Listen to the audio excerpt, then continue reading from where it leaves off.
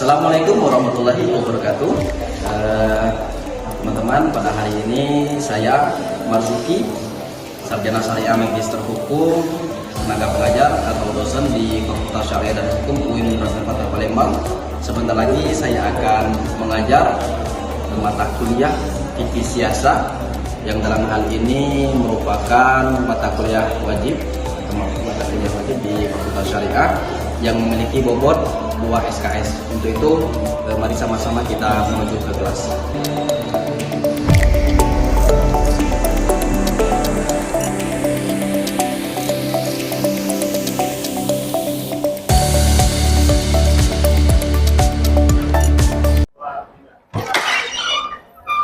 Assalamualaikum warahmatullahi wabarakatuh. Waalaikumsalam warahmatullahi wabarakatuh. Selamat pagi, apa kabar?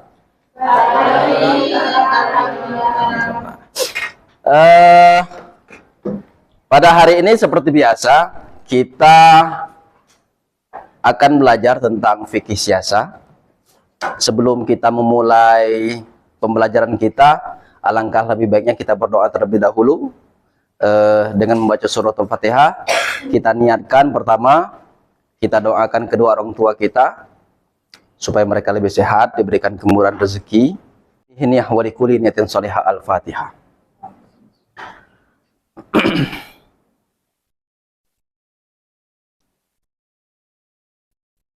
Cukup? Teman-teman sekalian, kita pada hari ini MK kita tentang fikih siasah. Di dalam fikih siasah, sebelum pada pertemuan kita pada hari ini, sebelumnya kita telah membahas tentang berbagai macam fikih siasah itu. Di antaranya adalah pengertian fikih siasah itu apa, dan siasah ini, fikih siasah itu ada fase-fasenya. Pertama fase siapa? Rasulullah. Jadi siasah itu ada pada masa Rasulullah, pada masa Khalifah Rasyidin, pada itu dinasti Abbasiyah, dinasti Umayyah, Turki Utsmani, Fatimiyah, dan lain sebagainya. Terakhir pada tahun 1924 kekaisaran Islam itu runtuh di Turki. Nah, pada saat ini pertemuan kita akan membahas tentang bagaimana siasah pada masa Rasulullah. Sebelum itu kita telah mempelajari bagaimana atau pengertian fikih siasah itu sendiri. Siasah, fikih siasah terdapat dua unsur kata. Pertama itu fikih, dan kedua siasah. Fikih itu sendiri apa? Pemahaman. Saya mau satu orang saja. Siapa? Fikih siapa? Yang bisa menjelaskan fikih itu apa, siasah itu apa? Siapa yang bisa? Tolong. Yang perempuan? Apa tuh fikih? Fikih itu pemahaman. Pemahaman. Siasah? Taktik. Strategi, taktik, pemerintahan. Jadi fikih siasah itu apa?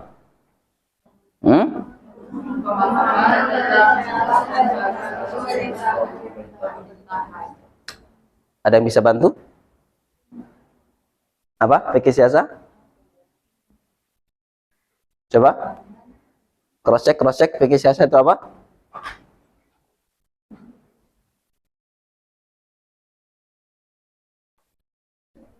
Fikih siasah ini sebuah aturan di dalam pemerintahan yang mengatur tentang pemerintahan. Kalau dalam fikih siasah ini tidak terlepas dari unsur Islam.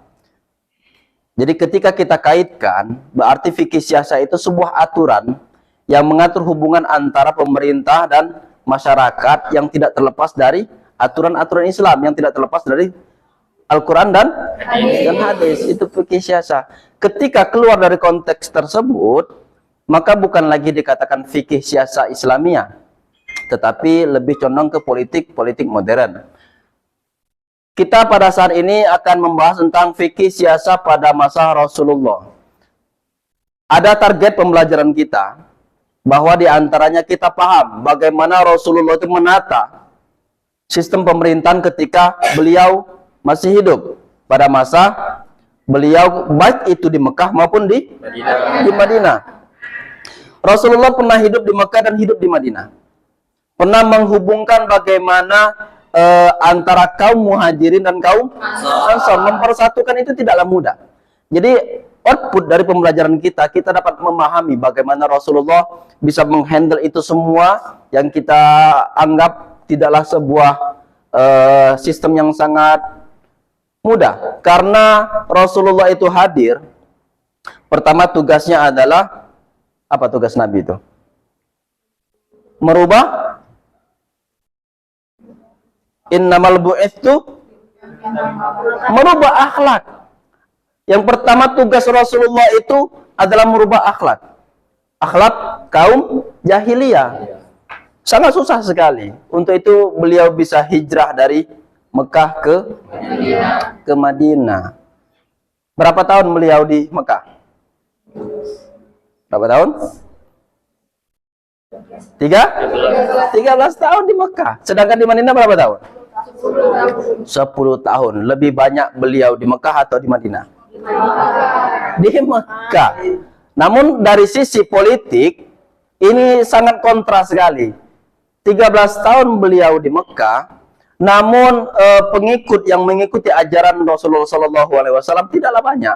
Namun lebih banyak di Madinah. Padahal beliau lebih sebentar waktunya di Madinah. Ini menandakan apa? Bahwa kejahiliaan Mekah pada waktu itu sangat luar biasa. Rasulullah itu dimusuhi baik dari kalangan keluarga maupun eksternal keluarga. Dimusuhi beliau. Namun ketika beliau hijrah dari Mekah ke Madinah, orang-orang Madinah pada waktu itu menerima dengan sangat luar biasa. Madinah pada waktu itu namanya apa? Yastrib. Kita coba lihat. Kenapa nih?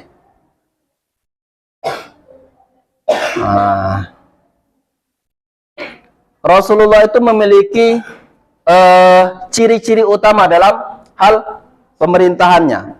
Di antaranya adalah keadilan yang merata. Jadi Rasulullah itu memiliki keadilan yang sangat merata. Tidak membeda-bedakan antara kaum muhajirin dan kaum ansor. Lebih mengedepankan diskusi, musyawarah. Wasyawirhum fil amr, bermusyawarah terhadap apapun. Beliau tidak menutup diri, tidak diktator. Ketika mengambil keputusan, tidak diktator. Mereka bermusyawarah di antara kalangan sahabat. Di antaranya ada Abu Bakar, Umar, Utsman, Ali bin Abi Thalib. Jadi tidak menutup diri, apalagi ketika masa-masa perang. Rasulullah itu sangat intens sekali berdiskusi dengan para sahabat. Ditakutkan ketika mengambil keputusan ini bisa menyalahi sebuah aturan yang berlaku atau kurang tepat keputusan yang diberikan oleh Rasulullah SAW. Dan kedua, ciri yang paling masyhur di kalangan umat Islam, Nabi itu membuat konstitusi hukum, membuat perundang-undangan, dan undang-undang ini harus diikuti oleh baik itu orang-orang muslim sendiri maupun orang non-muslim, yang biasa disebut dengan kafir zimmi. Orang kafir yang dilindungi di Madinah. Ini biasa disebut dengan piagam Madinah. Itu diatur semua tuh. Bagaimana cara Nabi mengatur sehingga ada sebuah statement beliau di sebuah hadisnya bahwa semua masyarakat itu sama di mata hukum. Sama, tidak ada bedanya. Ketika anak saya yang mencuri, kata Rasulullah, saya sendiri yang akan memotong tangannya. Jadi di sini sangat jelas bahwa Nabi itu tidak membeda-bedakan. Tidak membeda-bedakan itu baik itu kafir zimmi, orang muslim sendiri, keluarga terdekat maupun para sahabat-sahabat yang jauh. Jadi tidak ada sesuatu yang ditutup-tutupi, semua terbuka, semua dapat menilai, semua dapat melihat. Itu salah satu cirinya. Yang tadi musyawarah dalam pemerintahan. Jadi Nabi tidak serta-merta mengambil keputusan, mengambil kebijakan dalam hal memutuskan suatu perkara. diplomasi dan hubungan antar bangsa. Rasulullah itu kerap mengirim utusan-utusan ke berbagai instansi-instansi, berbagai kaisar, menjalin hubungan damai untuk menerima Islam. Pada waktu itu banyak dikirim-kirim utusan untuk apa? Pertama, memperkenalkan ajaran Islam itu seperti apa. Ajaran Islam itu tidak lain dan tidak bukan adalah rahmatal lil alamin, rahmat bagi semua makhluk. Jangankan manusia, terhadap kodok pun itu Islam ada adabnya. Apalagi dengan kalian kan? Dengan kecebong pun ada adabnya itu. Yang kelima, pertahanan dan strategi ketentaraan. Jadi walaupun belum terlatih secara khusus pada masa Rasulullah, namun pasukan-pasukan inti perang dari Nabi itu sangat luar biasa. Di antaranya panglima perang yang sangat perkasa itu siapa? Khalid bin Walid, Ali bin Abi Thalib, Sayyidina Umar yang biasa dijuluki siapa? Singa padang pasir.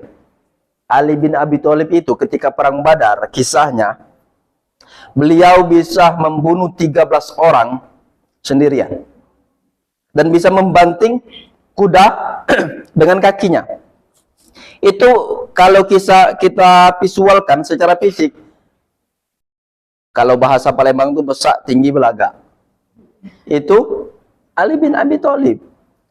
Coba siapa di sini yang bisa menumbangkan kuda dengan sekali banting? Yang bisa membunuh 13 orang kafir Quraisy sendirian ketika perang Badar. 1 banding 13. Hah? Itu menandakan fisiknya kekar, kuat. Nah, kalau kita sekarang apa? Aku pun agak-agak kerempeng-kerempeng ini kan. Lebih besar ke perut lagi. Nah, coba kita lihat lagi. Bagaimana ciri-ciri siasat pada Rasulullah. Ada prinsip yang harus dikedepankan ketika dalam hal kepemimpinan. Dan ini harus kita contoh. Tentang keadilan. Musyawarah. Kemaslahatan umum, maslahah. Jadi tidak ada mengedepankan kepentingan pribadi, mengedepankan kepentingan keluarga, mengedepankan kepentingan teman sejauh, tidak ada. Jadi setiap keputusan, kebijakan yang diambil oleh Rasulullah itu mengedepankan kepentingan umum. Semuanya bisa merasakan manfaat dari kepemimpinan tersebut. Kesimpulannya adalah, terakhir, ada kesimpulan bahwa siasat pada masa Rasulullah adalah contoh kepemimpinan dan perpaduan antara prinsip Islam, menegakkan keadilan, musyawarah, kemaslahatan umum. Ketika ini bisa kita kolaborasikan, maka siapapun, dimanapun itu, kepemimpinan itu akan berjalan dengan baik, maksimal, dan maslahat. Siapapun itu. Nah, ketika hal ini dilanggar dan tidak bisa diaplikasikan, itulah akan menyebabkan korupsi, nepotisme, kolusi, kejahatan di mana-mana. Karena apa? Unsur keadilan itu tidak merata. Melebihkan sebagian pihak dan tidak mendukung pihak yang lain. Tidak mengambil garis tengah. Sejauh ini ada pertanyaan? Tidak ada? Kalau tidak ada, kita cukupkan materi kita pada hari ini. Terima kasih atas waktunya. Mohon maaf telah mengambil waktu kalian. Kepada Allah saya mohon ampun. Akhirul kalam. Wallahul muwaffiq ila aqwamit thoriq. Assalamualaikum warahmatullahi wabarakatuh. Waalaikumsalam warahmatullahi wabarakatuh. Sudah.